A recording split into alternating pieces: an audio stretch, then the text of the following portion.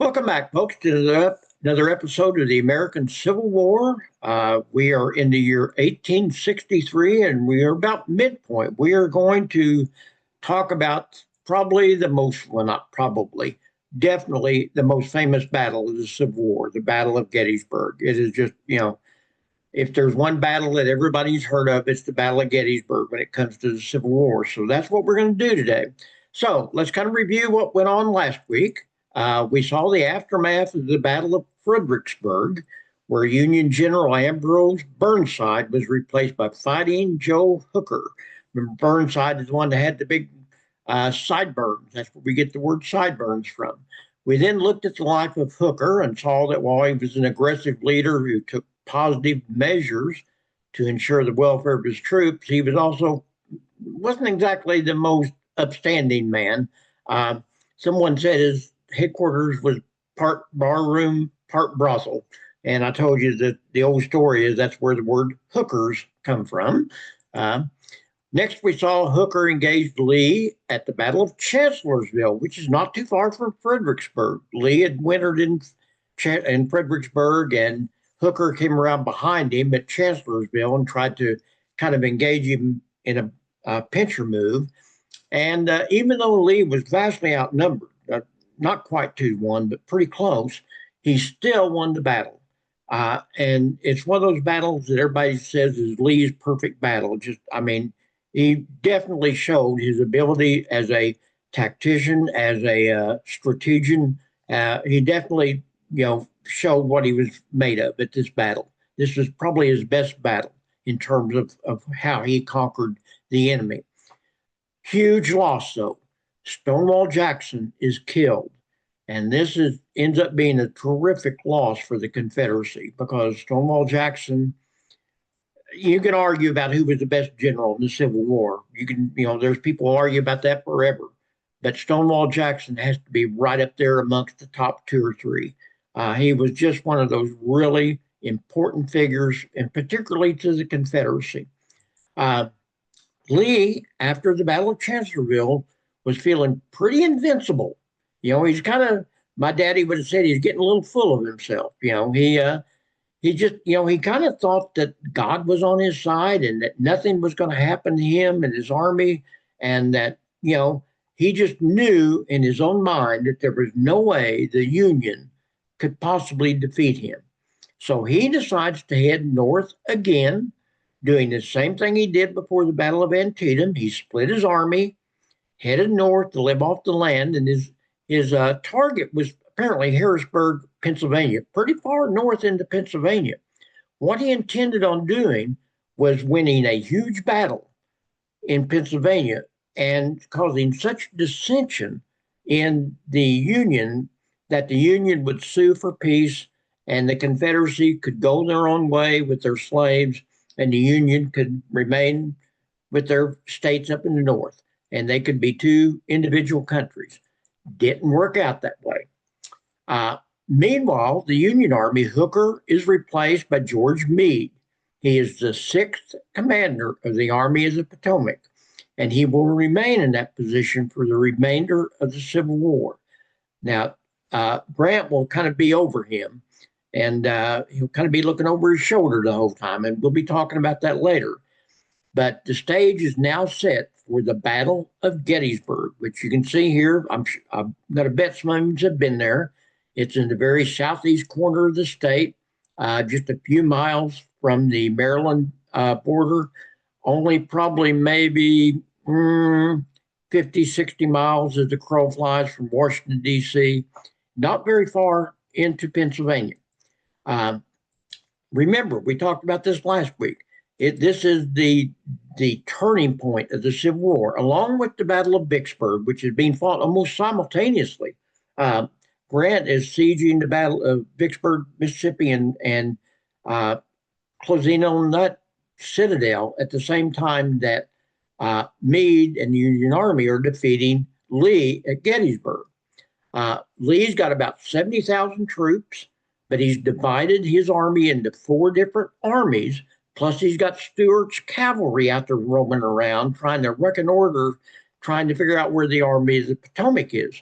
Well, he doesn't realized that Halleck and Lincoln has fired uh, Hooker and replaced him with Meade. Meade's a better general.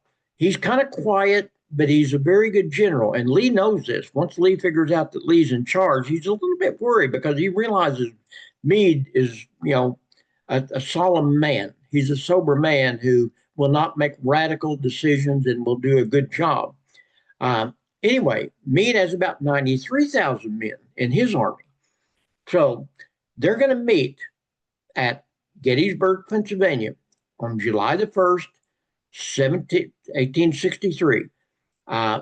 Lee is got three generals of three different armies out there. He's got Longstreet, he's got Hill, and he's got Richard Ewell. Those are the commanders of his three armies besides his own army. The Union Army has General John Reynolds and General Winfield Scott Hancock and General Daniel Sickles in charge of huge armies, with Meade being the commanding officer with his own army. So this is the setup for the Battle of Gettysburg. So we're going to take this day by day. We're going to do day one, and we're going to do day two, and we're going to do day three, because each one is kind of individual battle in its own sense. And each one kind of has a defining movement that we're going to talk about with a person that kind of becomes famous as a result of it. So here's what happens. Morning of July 1st, General A.P. Hill of the Confederacy, one of his subordinate generals, Henry Heth, enters into Gettysburg, just doing a reconnaissance. He doesn't realize that the Union Army is there. He encounters General John Buford, one of the subordinates to John Reynolds. He encounters John Buford, who has taken up a defensive position because he's got there early in the morning, and he realizes that this is kind of a good place to have a battle. And so he kind of looks around and he decides where the best place to get is, just in case he encounters the Confederate Army, which he encounters Henry Heth. Now, Heth is under orders from Lee not to engage in a big battle because, remember, Lee's army is divided and they're all coming together, but they're not really ready to do battle. Well, he ignores the order for whatever reason, and it's never really been determined why. Heth and Buford get into a pretty good sized battle. Buford is quickly reinforced by General John Reynolds, one of the major generals there. And they have a pretty good sized battle on the day of first. All the time, Lee has arrived with his army. He's sent signals out to Ewell's army, to Longstreet, tells them to hurry up, get there, that he realizes that this is going to be a big battle. Well, Reynolds is unfortunately killed. Reynolds, a lot of people think that Reynolds was probably the best general in the Union Army. He hadn't quite reached his pinnacle yet. He wasn't up there with Grant and all, but he was young and he was just a really good general.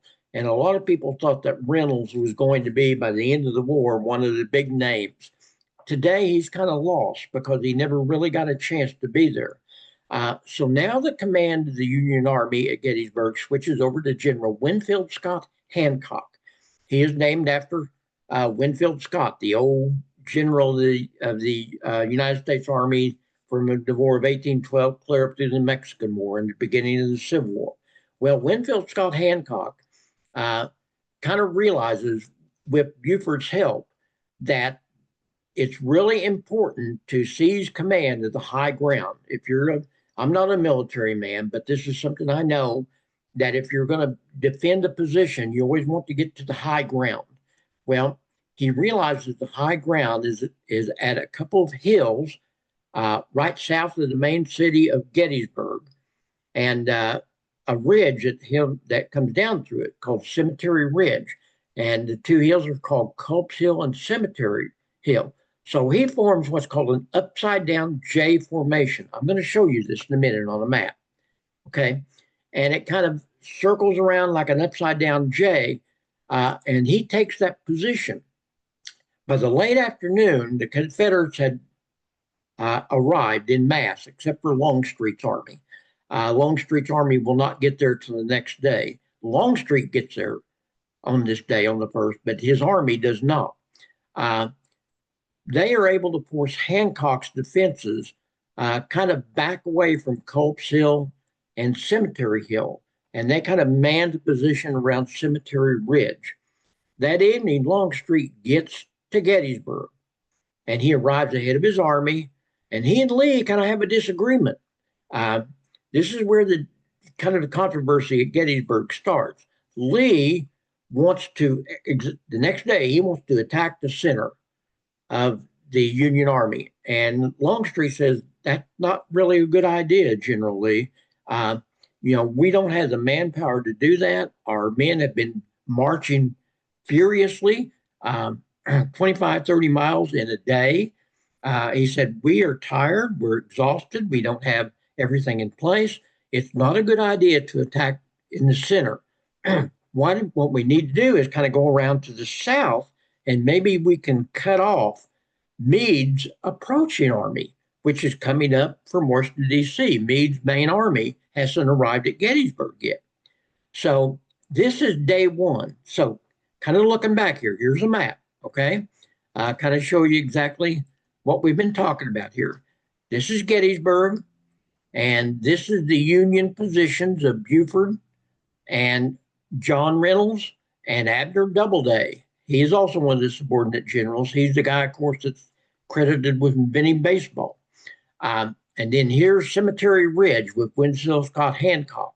Eventually, the Confederate Army is able to push these Union forces back to this upside down J formation. And that becomes the basic defensive position of the Union Army, with the Confederacy kind of circling around like this. But the important thing is the Union Army has the high ground. And this way is where, George Meade's army is approaching from Washington, D.C., and they're going to get there the second day. Okay, so that's kind of a map. Let's look at John Buford, because he's the person that kind of is at the center of the main battle on the first day. And he's kind of one of those unsung heroes. He's the one that recognized early on how important it was to seize that high ground around Culp's Hill, Cemetery Hill, Cemetery Ridge. He's the one that told Reynolds and some of them, hey, you've got to set up your defenses around this, because otherwise we're not going to have the high ground. So Buford is kind of the unsung hero of the first day. Unfortunately, he doesn't have a long career, because after the Battle of Gettysburg, he contracts typhoid and he dies in December of 1863 at the very early age of 37. So, he doesn't have again, he's one of those members of the Army that you don't hear much about, but he's kind of an unsung hero along with John Reynolds on that first day. So this is a picture that was taken later of Reynolds and Buford's positions at Gettysburg. This was taken just a little while later, and you can see, what it would have looked like at that point. Now, this is from James McPherson's book, Battle Cry of Freedom. I've got a little excerpt from his book on each one of these days, and he kind of sums up the battle of the first day. He said, when Heth's soldiers approached Gettysburg, they found 2 brigades of Union cavalry under the command of weather-beaten, battle-wise John Buford. Buford had noted the strategic importance of this crossroads village, flanked by defensible ridges and hills, and he had posted his brigades with their breech-loading carbines on high ground northwest of town. Fighting dismounted. He was a cavalry officer in his troops of cavalry, but they dismounted. They fought behind fences and trees, and Buford's soldiers held off 3 times their number for about 2 hours. This is one of the reasons Buford's kind of an unsung hero. He was vastly outnumbered, but his troops fought so gallantly that they were able to hold off Heth. Finally, just as it looked like Heth was going to overrun them, John Reynolds shows up. They double crimed across the field, brought the rebel assault to a standstill, And this was kind of the end of the first day of battle. Now, this is when Reynolds is considered is killed. He's killed at the end of the first day by a sharpshooter. By early afternoon, 24,000 Confederates confronted 19,000 Union soldiers along a 3-mile semicircle west and north of Gettysburg. Then General Winfield Scott Hancock of the Second Corps arrives, and he lays out a defense curling around Culps and Cemetery Hills, extending 2 miles south along Cemetery Ridge to what is called Little Round Top, which becomes the center of the battle on the second day. So this is kind of the description by James McPherson. Again, if you've got to read one book about the Civil War, just the history of the Civil War, Battle Cry of Freedom is the best book out there. There is no doubt. It won the Pulitzer Prize. It's a great book. It's a long book, but it's a very good book. So again, I would encourage you, if you're a reader and you want to read a good history of the Civil War, that's the book to read. Well, what happens on day 2? Well, during the night, General Meade arrives with his army. So now the Union Army is there in force, and the Confederate Army has already arrived, except for Longstreet's army. And it doesn't get there to about noon on the second day. Longstreet's arrived on the first day, but he's got there ahead of his army. But his army doesn't get there till the second day. But they're exhausted, folks. They have done a forced march of 25 miles the day before and that night. They had marched all night to get to Gettysburg. And they were exhausted. Now, Lee, at this point, again, makes a kind of a fateful decision. He orders Ewell to the north of town to launch an offensive at Cemetery Hill. Longstreet was ordered to sneak around to the south and attack Meade's supposed left flank. That's kind of weak. They think it's not very well defended. And so this is what Longstreet is supposed to do. But here's the problem. Longstreet's army was so exhausted, it took him almost all afternoon to get around to the bottom of what becomes the site of the big battle.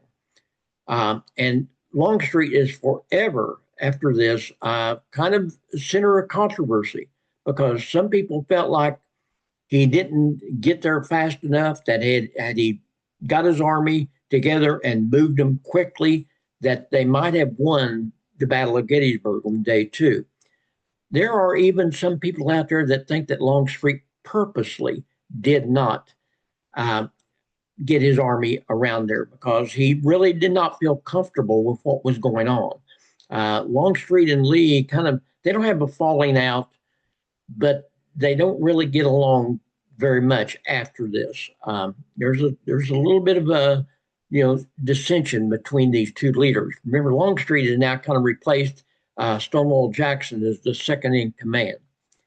In the meantime, the Union Army has tried to defend their upside down J, and they have sent General Sickles down to anchor the south end at Cemetery Ridge.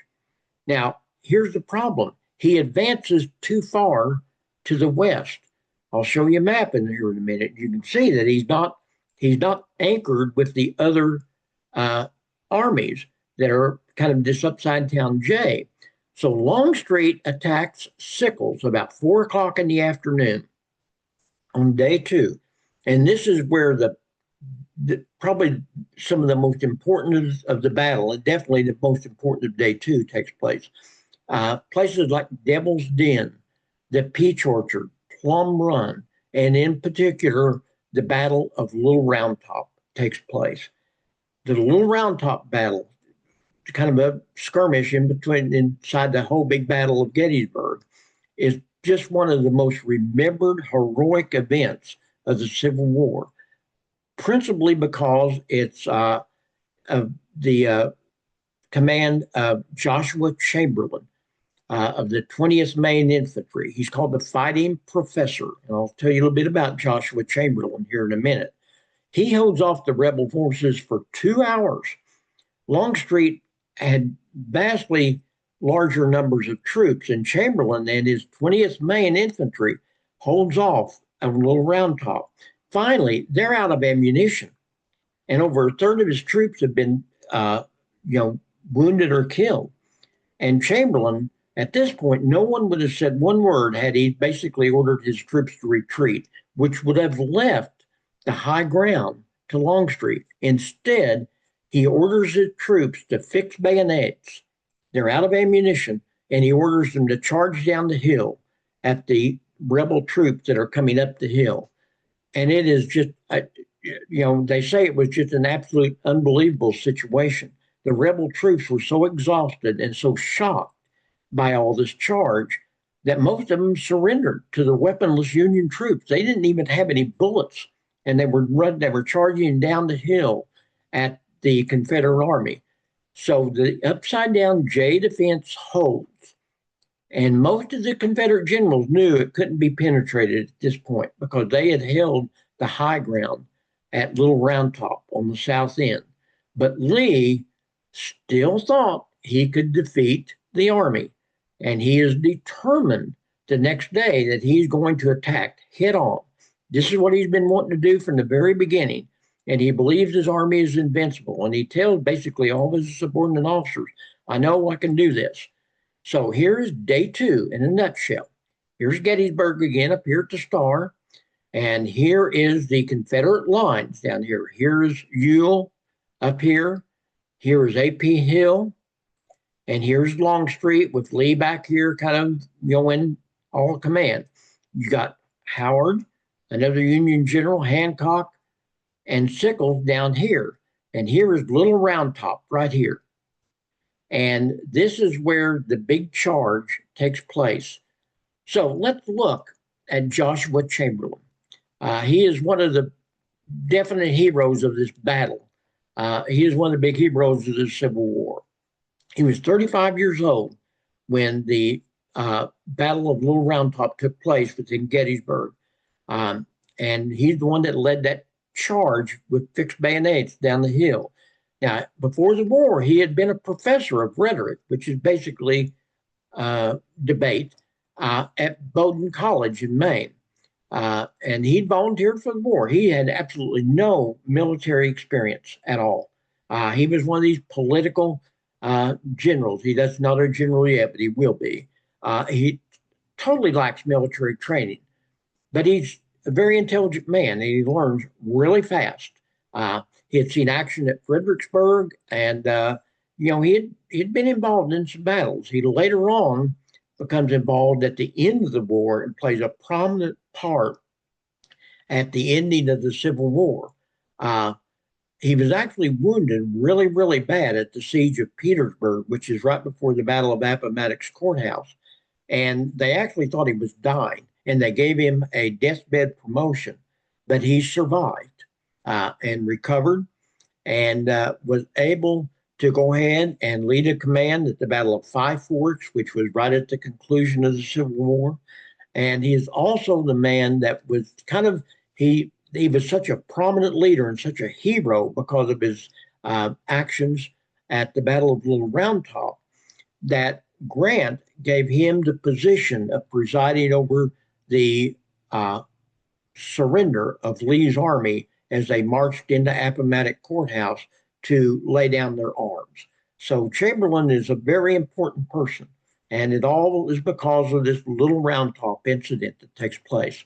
So this is a picture of Little Round Top that was taken not long after. So it was this hill here that Chamberlain's troops just came screaming down the hill with their bayonets and charged into the Confederate army, and they basically just surrendered because they were so shocked and so exhausted. This is some of the dead laying at the Battle of Little Round Top. Kind of, again, one of these gruesome photos that come out of the Civil War.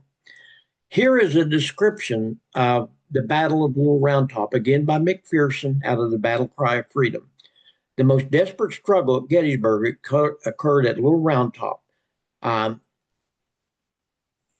Longstreet's premature advance had left uncovered. Sickles' premature advance had left uncovered. If the rebels were to get artillery up there, they could have infiltrated the Union left. In other words, the rebels really wanted to get this high ground. But Meade's chief of engineers, Governor Warren, he's another one of those unsung heroes, discovers the situation and persuaded the 5th Corps commander to send a brigade to the Little Round Top. That's when Chamberlain is ordered there with his 20th of Maine. For nearly 2 hours, they stood off repeated assaults by portions of Confederate regiments along the rocky, wooded slope filled with smoke, noise, and terror, but their valor seemed in vain. With more than a third of his men down and the remainder out of ammunition, Chamberlain was in a tight spot. But cool and quick witted, he ordered his men to fix bayonets on their empty rifles and charge. With a yell, these smoke grimed Yankees lurched downhill against the surprised rebels. Exhausted by their uphill fighting, they're following a 25-mile march the day before, and shocked by the audacity of his bayonet charge, the Alabamians surrendered by scores to the jubilant boys from Maine. Little Round Top remained in the Union hands. Although Sickles' corps was driven back through the Peach Orchard, the wheat field, and Devil's Den, the Union left had held. So day 2 ends with the Union holding Little Round Top and the J formation. So there's where we go into day 3. This is the final concluding day of the Battle of Gettysburg. Now, Lee was not discouraged. Longstreet and some of the other generals were kind of protesting that, this was not going well. And Lee finally makes the decision. He says, I'm going to order an attack directly head on at Cemetery Ridge. And Longstreet absolutely said, you can't do this. You're going to end up, having the disaster if you do this. He said, you can't order 15,000 troops across an open 3/4-mile plain, and it's not going to succeed. But Lee said, no, I'm going to do it. My army is invincible. I know they can do it. So he ordered one of his subordinate generals, General Pickett, George Pickett, to lead the charge after Longstreet's army had softened up the Union defenses. Longstreet was a good soldier, and he said, well, that's what I've got to do. That's what I've got to do. And so basically, he gets his artillery, and they just pound the Union defenses on this upside-down J formation on Cemetery Ridge for like 2 hours. But it has little effect because they're overfiring. They think they're softening up the Union position, but they really are not having any effect at all. Finally, about 3 in the afternoon, Pickett's charge takes place. And again, this is one of those just enduring things of the Civil War that people hear about so much. McPherson said it was a microcosm of the Confederates' war effort. Matchless valor, apparent initial success, ultimate disaster. And that's exactly the Civil War in a nutshell. And that's exactly the Battle of Pickett's Charge in a nutshell. Only a few of Pickett's troops, remember, he got 15,000 soldiers rushing across this 3/4-mile open plain. Only a few made it to the stone wall of Cemetery Ridge where the Union troops were firing, and then almost all of them died once they reached there. Pickett's division of 15,000 was absolutely decimated. Over 1/2 of its men were killed or wounded at the Battle at Pickett's Charge, as well as he lost 3 brigadier generals and all 13 colonels. I mean, just an unbelievable disaster for Lee's army. Lee's invincible army had been absolutely slaughtered. And there's no story. Pickett told this later on that Lee basically, in shock, orders Pickett to rally his division and charge again. And Pickett said, he looked at him and said, General Lee, I have no division. It just, it was gone. It was slaughtered. Pickett would continue to command until the Civil War ended, but he really never forgave Lee. There was a lot of animosity between George Pickett and General Lee. Pickett was a good soldier. He continued to work for Lee in the army. So once again, you have this Pickett's charge across this open field here against basically this upside down J formation. And it was just a disaster. I mean, I can't even tell you how bad it really was. This is General George Pickett. Quite an interesting character, okay? Born in Richmond, Virginia, 1825, graduated last in his class. He's the Custer. He's kind of like General George Custer. He was not a good student, but he participated in the Mexican American War, and he did it rather well. He was a good fighter. He just wasn't a very good student in the West Point class. He was kind of really flamboyant. Again, he was like George Armstrong Custer. He was a reader of Walter Scott's romances, and his charge across the plain of Cemetery Ridge is probably the most singled event of the Civil War. It really is. Pickett's charge is one of those events that just stands out. Um, People said, despite looking like a riverboat gambler, he had long hair and ringlets. He had a drooping mustache and goatee. He was a very brave man, and he inspired a lot of passion in his soldiers, and they liked him. They thought that Pickett was a good soldier. Even after Pickett's charge, the men did not hold him responsible for what had happened. Uh, he died rather early in life. He doesn't live long after the Civil War. And just like Custer, his wife continued to kind of keep his legend alive. By the way, I don't know if this is true, but this is what I've read. Pickett met his wife when she was 9 years old and he was 38. They didn't marry immediately, but they married just a couple of years later. Uh, quite a quite a difference in age there. Let's put it that way. Definitely a child bride. Let's put it that way. So this is George Custer. Pardon me, George Pickett. Could be George Custer. This is Pickett's charge. This is the field as seen from Cemetery Ridge that they crossed over. This is James McPherson's description of Pickett's charge out of Battle Cry of Freedom.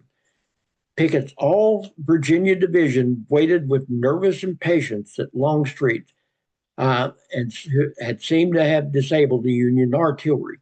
With parade ground precision, Pickett's 3 brigades moved out, joined by 6 more from Hill's division on the left and 2 others in reserve. It was a magnificent, mile-wide spectacle, a picture book view of war that participants on both sides remembered with awe until their dying moment, which for many came within the next hour. As the gray infantry poured across the gently undulating farmland with seemingly irresistible force, Northern artillery suddenly erupted in a savage cascade, sending shot and shell amongst the Southern regiments and changing the canister as they kept moving. Yankee infantry behind stone walls opened up at 200 yards, while Vermont, Ohio, and New York regiments on the left and right swung out to rake both flanks of the attacking force. The Southern assault collapsed, but not before 200 or 300 Virginians and Tennesseans, led by General Lewis Armistead, breached the first Union line. Armistead himself was mortally wounded with his hand on the Yankee cannon. As the day's survivors stumbled back to their starting point, they met Lee, who uttered, "It's all my fault. It is I who have lost this fight. You must help me. All good men must rally." But there were too few to rally. Just a great description of Pickett's charge. So, what happens after this great turning point of a battle, this 3-day long battle? It was, like I said, along with Vicksburg, the turning point of the Civil War. Originally, the South didn't see it that way. You know, I think they found it hard to believe that Lee actually got defeated because he had really never been defeated up to this point. Antietam was kind of a defeat, but not really. They argued that Lee had scored an absolute tremendous victory on the first day and fought to a draw on day 2 and day 3. It wasn't until after the Civil War that people began to look at it objectively enough in the South that they realized they really had suffered a terrible defeat. You know, the PR battle was in full throttle immediately after the battle. When they finally come to grips with the devastation that was Gettysburg, the South blamed everybody but Lee. They just absolutely could not blame Lee for the defeat, even though he himself kind of blamed it on him. Longstreet got most of the blame. Stuart, the cavalry officer, never showed up. And Stuart was out there roaming around trying to find the Union Army when it was engaged in battle. at the Battle of Gettysburg. A lot of people blame Stuart. Some people even blame Hill and Ewell, who really did a good job on the battlefield. In retrospect, folks, it was a tactical disaster, and the blame lied directly at Lee's feet for believing too much in the invincibility of his army. Uh, Lee has this aura around him of this fantastic general, and he was a good general. I don't want to run him down, but I'm telling you, he had a feet of clay, just like some of these other generals did. He did not always do the right thing. Union casualties were just huge, 23,000 casualties. 3,155 killed. The Confederate casualties were almost identical, 23,331, but they had almost 5,000 killed. A lot of them at Pickett's charge. In addition, Gettysburg saw the most generals killed in action, with several others wounded. There were just scores of generals killed. Pickett's charge went down as the biggest mistake in military history, and Chamberlain's charge down Little Round Top was remembered as one of the bravest actions ever performed in wartime. Indeed, the fighting professor would win one of the 72 Medals of Honor awarded after the Battle of Gettysburg. 72 Medals of Honor were awarded. Chamberlain won one of them. About the only positive thing that can be said for the Battle of Gettysburg for the South was that once again, Meade drug his feet as Lee was retreating off the battlefield. Had Meade went right after him, the Civil War may have ended right there. You know, the Union had so many opportunities at Antietam, at Gettysburg, to end that war 2 years early. And they just failed to do it because Meade, he wasn't overly cautious like McClellan was, but he definitely was cautious enough that he didn't think he could go after Lee like he should have, probably. So the conclusion of course, the Battle of Gettysburg comes a couple of months later, and that's with the Gettysburg Address, probably the single most maybe famous speech in American history. Lincoln traveled to the site November 19th, so it's basically July, August, September, October, 5 months later that Lincoln goes there because they are dedicating a new national cemetery, the Battle of the Dead left on the battlefield.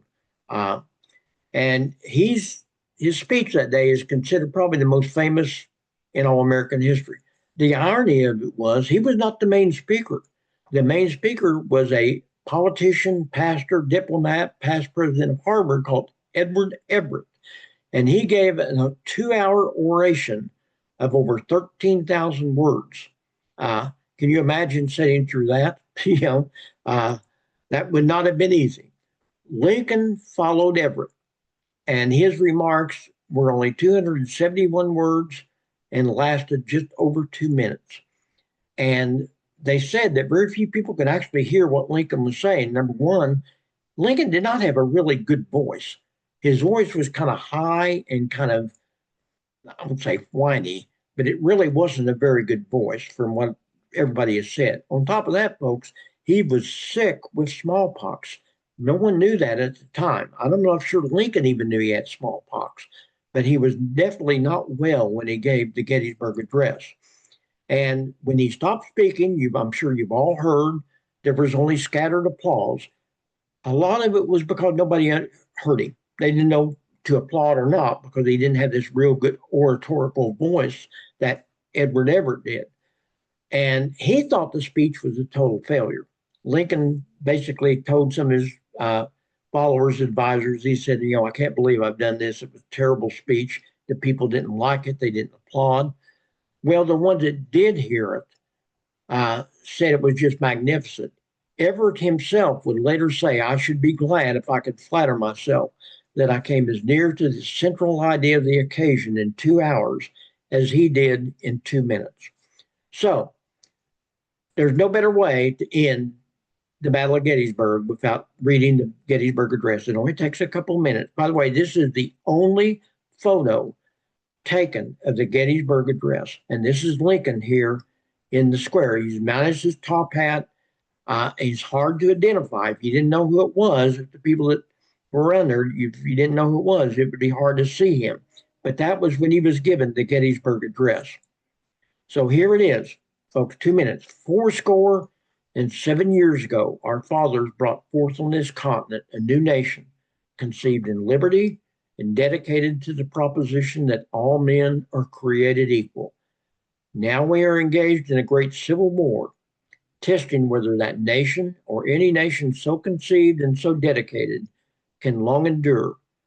We are met on a great battlefield of that war. We have come to dedicate a portion of that field as a final resting place for those who here gave their lives that the nation might live. It is altogether fitting and proper that we should do this. But in a larger sense, we cannot dedicate, we cannot consecrate, we cannot hallow this ground. The brave men, living and dead, who struggled here have consecrated it, far above our poor power to add or detract. The world will little know nor long remember what we say here, but it can never forget what they did here. It is for us, the living, rather, to be dedicated here to the unfinished work which they who fought here have thus far so nobly advanced.